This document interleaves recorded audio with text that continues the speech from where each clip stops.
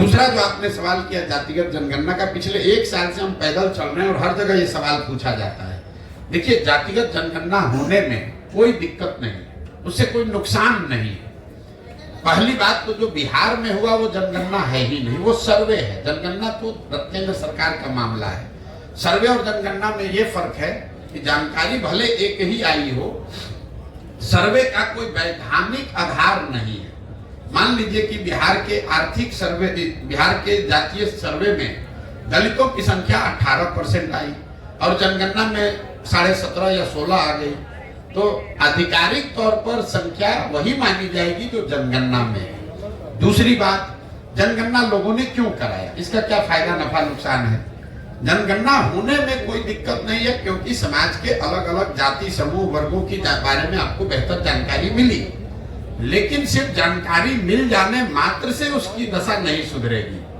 बिहार में प्रति व्यक्ति आय 35,000 रुपया है, देश में 1,35,000 है। ये जानकारी तो आपको पहले से है, तो क्या इससे बिहार के लोगों की आमदनी बढ़ जाएगी? बिहार में सिर्फ 5% लोग ही कॉलेज तक पहुंच पा रहे हैं, ये जानकारी तो आपके पास है। तो क्या इससे लोगों की शिक्षा की स्थिति सुधर जाएगी? सिर्फ ये ऐसे हुआ कि कोई पुस्तकालय है, लाइब्रेरी है, वहां आप गए, वहां पर सारे पुस्तकें हैं, उससे तो आप पढ़ लिख कर विद्वान नहीं हो जाइएगा। उस पुस्तक को पढ़ना भी पड़ेगा और आप में वो क्षमता भी होनी चाहिए। जो यहाँ पर जातीय सर्वे कराया गया वो नीतीश कुमार का एक प्रयास था कि इसका राजनीतिकरण करके एक बार समाज को फिर बांटकर इसका राजनीतिक लाभ उठाया जाए। मैं पहले दिन से कह रहा हूं कि इसका कोई राजनीतिक लाभ नहीं मिलेगा, और इसका प्रमाण ये है कि जो नीतीश कुमार जातिगत सर्वे के आधार पर चुनाव लड़ने, प्रधानमंत्री बनने गए थे, वही भागकर जाकर भाजपा में शामिल हो गए। तो अगर जातिगत सर्वे का चुनावी फायदा होता तो नीतीश बाबू भागकर भाजपा में क्यों जाते? इसका कोई चुनावी फायदा नहीं है। एक और जो महत्वपूर्ण बात है जातिगत सर्वे, सबसे महत्वपूर्ण बात, जातिगत सर्वे जो बिहार में आया वो आपको क्या दिखाता है? जिन जाति समूहों के पिछड़ा, वंचित होने, पिछड़ा होने की बात पिछले 40-50 साल में कही जा रही है, उन जातिगत समूहों की आर्थिक, सामाजिक, शैक्षणिक स्थिति में कोई सुधार नहीं हुआ है। ये नीतीश लालू जी ने जमीन पर पड़े हुए कीचड़ को अपने मुंह में लगा लिया। अब सवाल ये होना चाहिए कि भाई 30-32 साल से जिन जाति समूहों के नाम पर आप राजनीति किए, जिनको बल देने, आवाज देने, शिक्षा, रिजर्वेशन देने के नाम पर आप गद्दी पर बैठे, उनकी स्थिति तो बदली नहीं। तो इतने दिन से तो आप सबको बेवकूफ बना रहे थे, और उनकी हकमारी की किसने?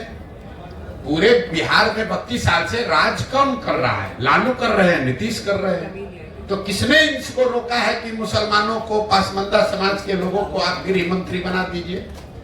किसने नीतीश कुमार को रोका है कि किसी महादलित को आप यहाँ पर फाइनेंस मिनिस्टर बना दीजिए, सड़क का मंत्री बना दीजिए, शिक्षा मंत्री बना दीजिए? किसी अति पिछड़ा समाज को आप जल संसाधन मंत्री बना दीजिए? आज तक बनाया? इन लोगों का ये वोट लेते हैं, लेकिन जब सरकार बनती है तो उसमें जितने बड़े विभाग हैं वो तेजस्वी यादव रहेंगे, वो नीतीश कुमार रहेंगे। 18 साल में नीतीश कुमार ने गृह मंत्रालय नहीं छोड़ा। किसी अति पिछड़ा को गृह मंत्रालय दे दो। लालू जी 15 साल 16 साल रहे, किसी मुसलमान को गृह मंत्री नहीं बनाया, किसी मुसलमान को पथ निर्माण मंत्री नहीं बनाया, किसी मुसलमान को शिक्षा मंत्री नहीं बनाया। तो ये तो बेवकूफ बनाकर वोट लेने की बात है। और जातिगत सर्वे के आधार पर इन लोगों ने ये दिखाया, ऊपर वाले ने इनके हाथ से ही करवा दिया कि देखो तुमने इन समाज के लोगों का एक्सप्लॉयटेशन किया, इनको बेवकूफ बनाया, इनके लिए किया कुछ नहीं।